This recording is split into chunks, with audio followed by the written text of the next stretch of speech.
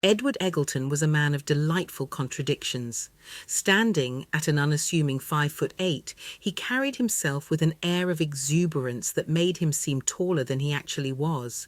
His tweed jacket, always slightly rumpled, was a tapestry of earthy browns and greens, adorned with patches that hinted at a lifetime of curious adventures and mishaps. The jacket bore witness to countless experiments gone awry, the occasional ink spill, and the inevitable splatter of mysterious substances from his chaotic science lab. His hair was a wild symphony of grey, peppered with rebellious strands of black that stuck out in every direction, as if it had been styled by a particularly energetic wind.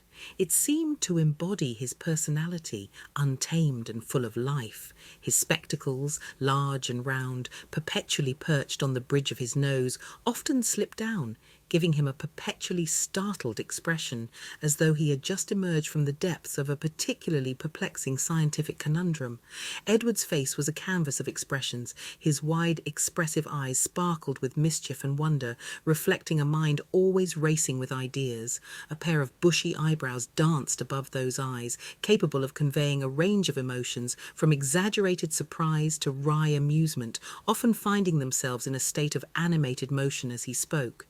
His cheeks were perpetually flushed, as if he had just sprinted through a particularly thrilling experiment, lending him an almost childlike exuberance that endeared him to his students.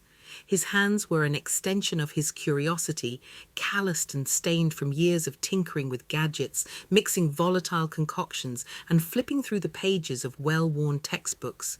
Each finger seemed to tell a story of its own, whether it was a brush with a beaker gone rogue or a triumphant moment of invention. Edward's voice, a melodic blend of enthusiasm and warmth, could shift from a booming proclamation to a conspiratorial whisper in an instant, captivating his audience with tales of scientific wonders and whimsical adventures. In the classroom, he transformed into a maestro of discovery, orchestrating a symphony of bubbling beakers and whirring gadgets. The walls were lined with posters of famous scientists, but it was the chaotic charm of the room, scattered papers, odd contraptions, and a menagerie of plants that truly reflected his spirit.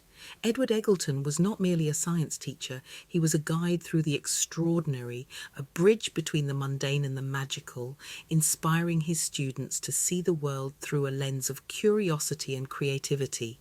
In his heart, Edward was a dreamer, forever chasing the next big idea or the next wild experiment that would ignite the spark of wonder in others. He believed that science was not just a subject to be taught, but an adventure to be lived, filled with possibilities as vast as the universe itself. And with each lesson, he sought to instill in his students the belief that they, too, could change the world, one experiment at a time.